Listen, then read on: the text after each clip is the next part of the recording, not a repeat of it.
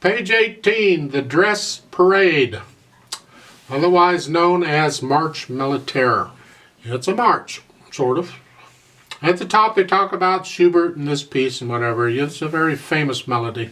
If you'll look up on YouTube or whatever for Marche Militaire, you'll find all kinds of recordings of this. It's written for orchestra.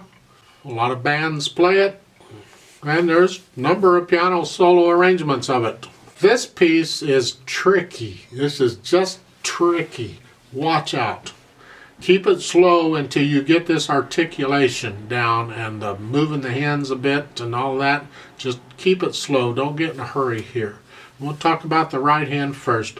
Taking the hands one at a time is not hard. It's simple. It's just here at the beginning. It's one, rest, because it's a 4/4 time, right? 1, 2, 3, 4, 1, 2, 3, 4, 1, 2. That's the introduction, which explains why at the end of the first line there's a double bar.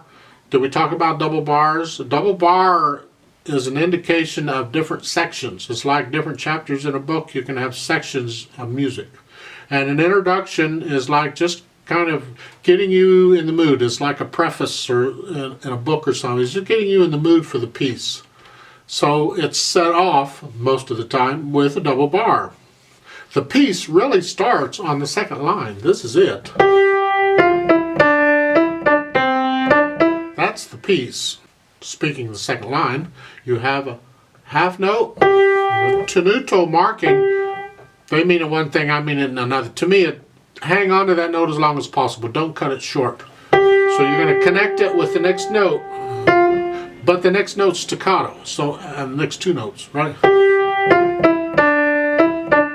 So there's no space between the half note and the first quarter note. No, connect them. If you do the natural accent, that works. You don't need any more accent than the natural one. So watch the staccatos and the non-staccatos and keep those right. If you keep those right in the right hand, you got it made for the right hand.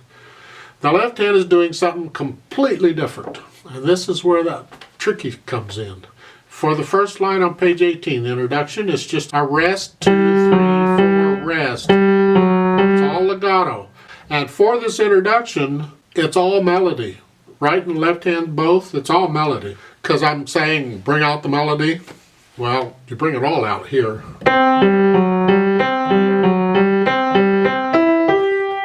All melody.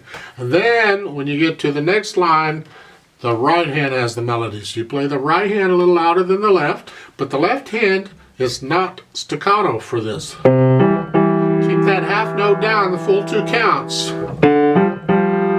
You can have a little bit of silence between each measure, it's okay. And in the last measure of the second line, look at the fingering. Suddenly you're coming up with second finger on the G because the thumbs have been playing it. Then you come back down for the next line where you have a rest on beat 1. 1, 2, 3, 4, 1, 2. And you got to come up on the second measure here, and then now it's staccato. 1, 3.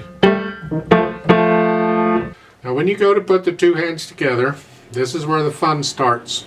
Take a look at page 18. I'm going to start with the second line. Since the first line is all melody, it's no big deal. But the second line, you're starting out okay here with both hands. Then you have the 2 staccatos in the right hand.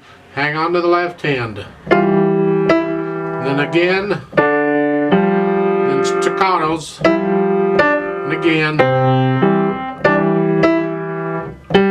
Melodies in the left hand.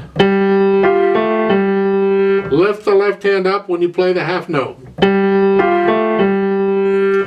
little quicker.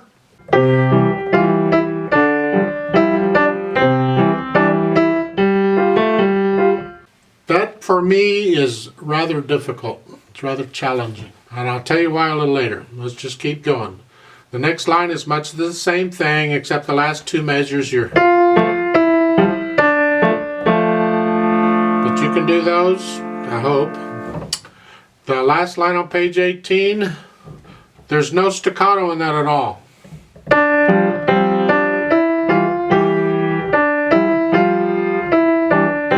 Let me explain what's going on here. Can I help you understand it better? We like contrast in music. Contrast is where things are totally different. And we like it in a piece of music when we have things a certain way and then suddenly we're doing it all different. It's a nice feel. It gets monotonous hearing the same thing over and over and over and over. And the first part of this, first few lines, it's been kind of a bum bum bum bum bum type. And then when you get down to the last line, it's all connected.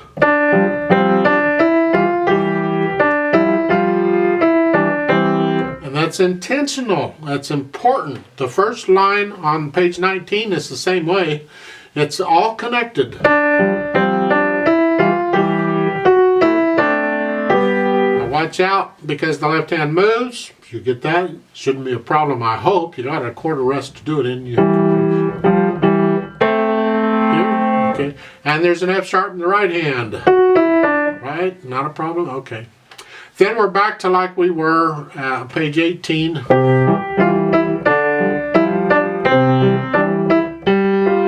Then you're back to the last two lines on page 19 are all connected. No staccato again. And that's intentional. We need that. When you can get this, don't have to play it that fast, but when you can get this the way it's written, we'll take it one step further. I don't know if you're ready for it or not, but this is a great example, so I'm going to talk about it. We can interpret the piece. We can take a little bit of artistic license as long as we don't contradict what the music is telling us to do. As long as I do what the music says, I'm fine. The staccatos have to be staccato. The tenutos, they have to be stretched out. You can't cut them short. You leave them.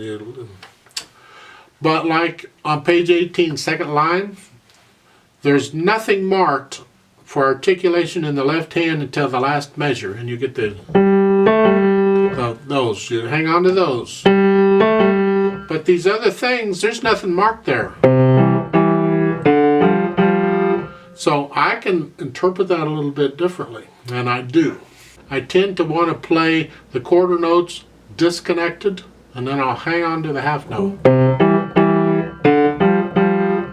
Not staccato, just disconnected. So it comes this way.